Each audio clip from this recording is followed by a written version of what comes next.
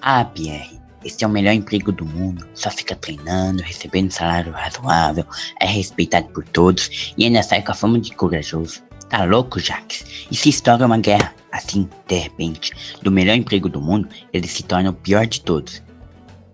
Nisso você tem razão, mas estamos numa bela época, um momento de avanços científicos e de paz. Tem alguém na porta, vamos ver quem é. Bom vê-lo, general. Mas por que a visita? Por acaso fizemos algo de errado? Não se preocupem, vocês são os meus melhores homens. Ainda bem, mas ainda não explicou a visita. Ah, sim, apenas vim informar que a nossa querida França está sendo invadida pelos alemães e vocês estão convocados para o fronte de batalha, para lutar contra soldados muito mais bem treinados, melhor equipados, com mais suprimentos e com quase o dobro de contingente de homens do que o nosso frágil exército. Sem contar as trincheiras. Ah, as trincheiras são a melhor parte. Vocês vão ficar em buracos com milhões de outros soldados, cheios de ratos, piolhos e umidade, que causam diversas doenças horríveis e etc.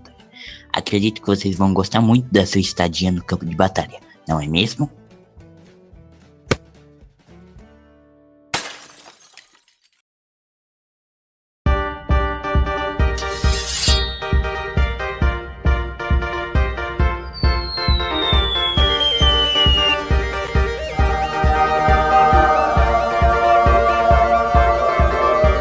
As causas da Primeira Guerra Mundial começaram com a Segunda Revolução Industrial. Com ela, os europeus necessitavam de mais matérias-primas, vindas de colônias na África.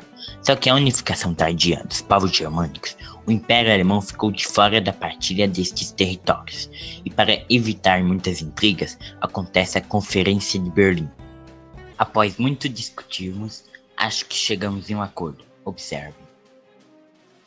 Gostei, fiquei com um pedaço bem grande, mas só tem deserto nisso. Tá reclamando do que, francês? Olha o pouquinho de terra que eu recebi. Agora é nosso. Mas podiam ter me dado alguma outra terra, não é? Ei, se acalme, ninguém vai brigar neste local. Com tudo isto, as nações cresceram muito industrialmente, principalmente a Alemanha. O crescimento desse império deixava os outros países preocupados, principalmente o Reino Unido, que era seu maior concorrente comercial. Isso tudo culminou na paz armada. Com todas estas tensões no ar, os países europeus começaram a investir pesado na indústria bélica, possibilitada a produção em larga escala pela Revolução Industrial, para se defender, caso outra nação decidisse declarar guerra, começando assim uma corrida armamentista. E aí, seu bebedor de chá, olha o meu novo canhão, o mais moderno que existe. Ah é? Olha o novo navio da Marinha Real Britânica.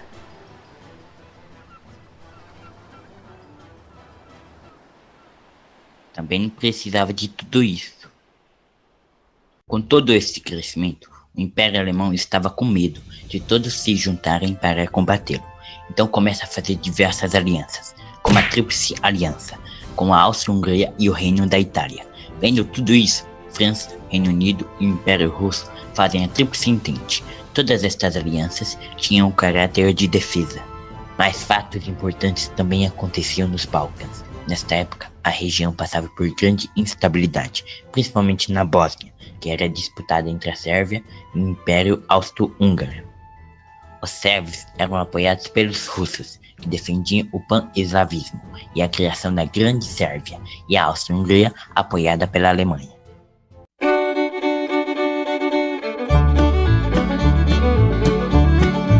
Ela é minha. Não, é minha. E que tal se eu fosse independente?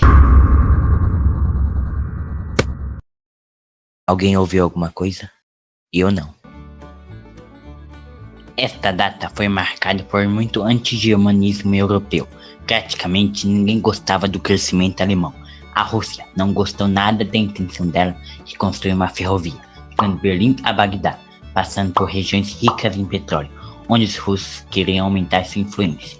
E a França, desde a derrota vergonhosa na Guerra Franco-Prussiana, os franceses perderam os territórios de Alsácia e Lorena, ricas em minério de ferro, essenciais para a Revolução Industrial Francesa, sem contar o sentimento de vingança. Mas as causas da Primeira Guerra Mundial se iniciaram na Bósnia. Qual lugar melhor para começar uma guerra do que um lugar já abalado? A Bósnia já era ocupada pelos húngaros desde 1878, porém só foi anexada oficialmente em 1908. Isso irritou sérvios e russos, acabando com a ideia da Grande Sérvia. Para acalmar todos, o arquiduque Francisco Ferdinando, herdeiro do trono austríaco, e sua esposa, Sofia, visitam Sarajevo, capital da Bósnia, na manhã do dia 28 de junho de 1914, mas um grupo sérvio de 6 assassinos tentou matá-los. Então o plano é o seguinte: nós todos temos uma bomba e uma arma. Quando o comboio do Francisco passar, bum, a gente explode o carro dele. Olha, tá vindo!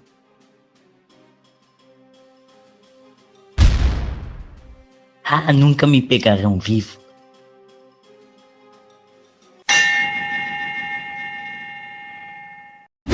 Sabia que devia ter visto a profundidade do rio antes. Tentou me assassinar e fracassou vergonhosamente. Nem se afogar no rio conseguiu. Que assassino trajante. Eu quero te perguntar uma coisa. Se você fosse o arquiduque, depois desta tentativa de assassinato, certamente iria embora da cidade, certo? Mas Ferdinando continuou sua agenda normalmente, como se nada tivesse acontecido. Após isso, foi visitar os feridos no hospital, da bomba jogada contra ele próprio. Na ida para lá, o motorista virou em uma rua errada, e quando foi corrigir o engano, o motor quebrou, bem na frente de adivinha quem? Um dos assassinos do atentado anterior, chamado Gavrilo Príncipe. Quando viu sua oportunidade, pegou uma pistola e assassinou ambos. Este foi o estopim da Primeira Guerra Mundial. Os húngaros suspeitaram que este crime havia sido elaborado por alguns ministros sérvios, o que provavelmente era verdade. Por isso, entregam o ultimato de julho ao governo da Sérvia, com condições que não tinham como serem aceitas. Por toda esta movimentação política, há a crise de julho. A Áustria-Hungria, em resposta, declara a guerra à Sérvia, dando assim o começo da Primeira Guerra Mundial. Em 28 de julho de 1914, o Império Russo, em ajuda aos sérvios, enviou tropas para lá. A Alemanha estava com 2 frentes para combater e sabia que isso era um enorme problema, e por querer uma guerra rápida, sem grandes prejuízos, criou um plano. Precisamos de um plano que seja rápido, eficaz e que resolva o nosso problema de 2 frentes de batalha. Alguma sugestão? Eu tenho.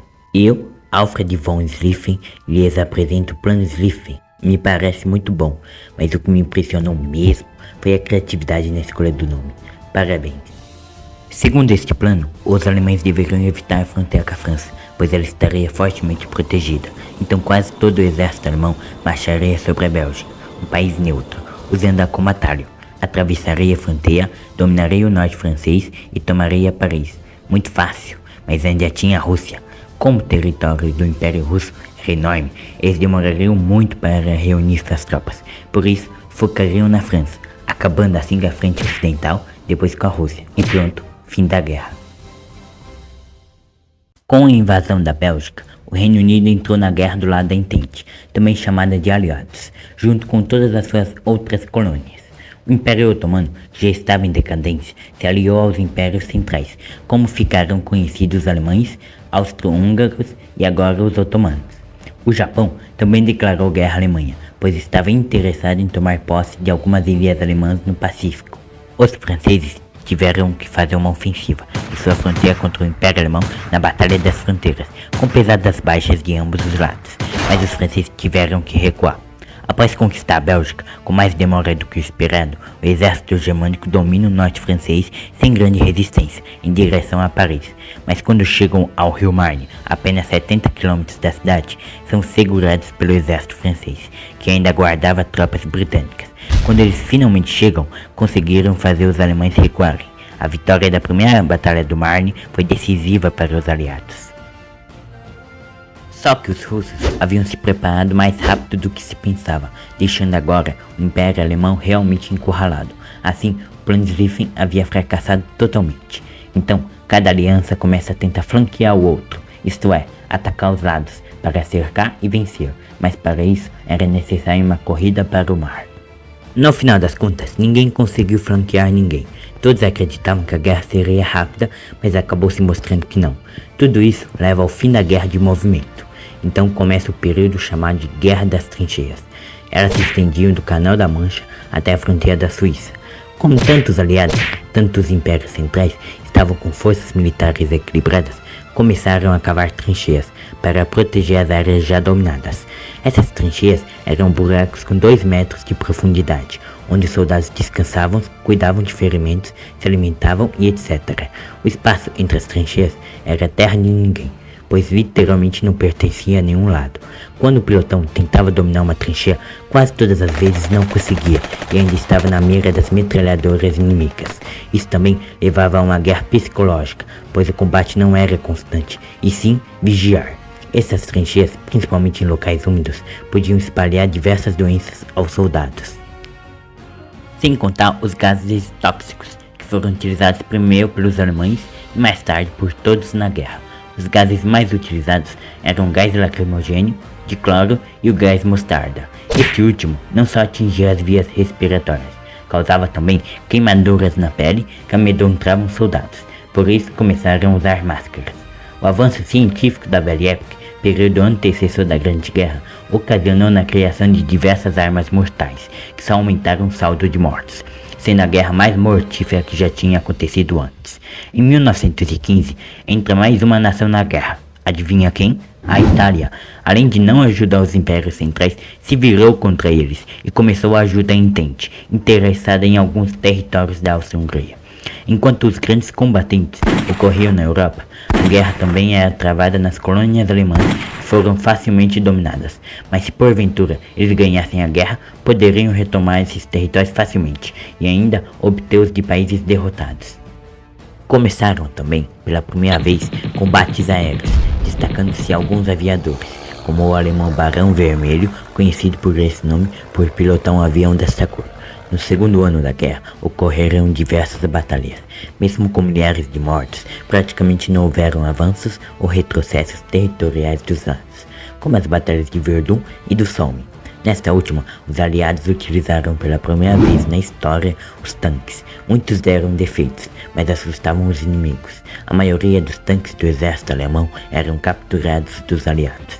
Na frente oriental, a Rússia ia de mal a pior, perdeu muitos territórios e estava com problemas de fome e pobreza. Então, em 1917, explode a Revolução Russa, que retira o país da guerra. Assim, o grande objetivo germânico agora era apenas a França. Nesta data, quase todos os países europeus já estavam em conflito. Os alemães também aplicaram um bloqueio continental aos britânicos, afundando qualquer navio que chegasse perto do Reino Unido, pois submarinos chamados de U-boats. Só que isso foi um erro, pois afundaram o navio americano Lusitânia, deixando os Estados Unidos em pé de guerra. Além dos britânicos interceptarem e mostrarem aos americanos uma carta alemã incitando os Méxicos a entrar em guerra com os estadunidenses, sem contar que os americanos vendiam a prazo armas aos aliados, e caso perdessem a guerra, não teriam como pagar. Assim, os Estados Unidos declararam guerra aos impérios centrais em 6 de abril de 1917, em direção à Europa com a maior força militar da face da Terra, que ainda não existia. Os ELA ainda estavam subindo no topo do mundo, só que nesse afundamento todo, os brasileiros perderam alguns navios também, causando o mesmo efeito, declarando guerra em 26 de outubro de 1917, com apenas o envio de alguns médicos e missões de patrulha no Mediterrâneo. Só que em uma dessas patrulhas, no Estreito de Gibraltar, o cruzador Bahia se deparou com uma movimentação estranha na água. Marinheiro, detectamos no radar uma movimentação estranha ali.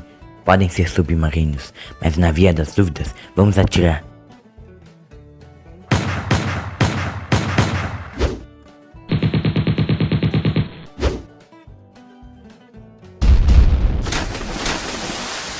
Eu acho que não eram submarinos. Vixe, parece que matamos golfinhos.